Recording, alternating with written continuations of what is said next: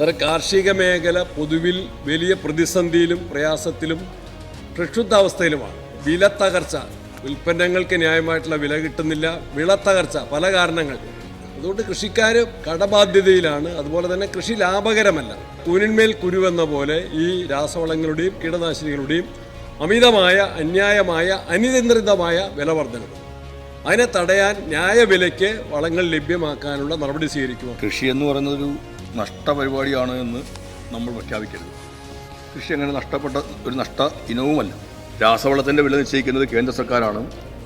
കേന്ദ്ര government nutrient based subsidy policy പ്രകാരമാണ്.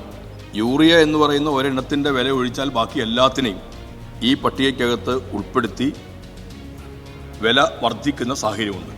അതിൻ്റെ തുടക്കം വന്നത് നമ്മുടെ രാജ്യം സ്വീകരിച്ച ആഗോളവൽക്കരണ നയങ്ങളുടെ ഭാഗമായിട്ടാണ് എന്ന കാര്യവും നമ്മൾ വിസ്മരിക്കരുത്. 91 മുതൽ സ്വീകരിച്ചുകൊണ്ടിരിക്കുന്ന നയത്തിൻ്റെ ഭാഗമായിട്ടാണ് ഈ പ്രതിസന്ധി എല്ലാം ഉടലെടുക്കുന്നത് എന്ന യാഥാർത്ഥ്യം ബോധ്യപ്പെടണം. നമ്മൾ കേന്ദ്ര ഗവൺമെൻറ്റിനോട് ആവശ്യപ്പെട്ടിട്ടുണ്ട്, നിരവധി തവണ ആവശ്യപ്പെട്ടു. ഈ കാര്യങ്ങളിൽ മാറ്റം വരുത്തണമെന്ന് ആവശ്യപ്പെടുകയുണ്ടായി. ഓരോ കാലത്തും ഇതിനാവശ്യമായി ഏർപ്പെടുത്തുന്ന സബ്സിഡിയുടെ എമൗണ്ടുകളും കുറഞ്ഞു വരുന്നു എന്നുള്ളതും ഇപ്പോൾ നമ്മൾ കണ്ടുകൊണ്ടിരിക്കുന്ന കാര്യമാണ്. അപ്പോൾ ഈ പ്രതിസന്ധി എല്ലാം സൃഷ്ടിക്കുന്നത് കേന്ദ്ര ഗവൺമെൻറ് ആണ് എന്ന യാഥാർത്ഥ്യം മനസ്സിലാക്കുക, വീണ്ടും കേന്ദ്രത്തോട് ആവശ്യപ്പെടുന്നതുമായിരിക്കും.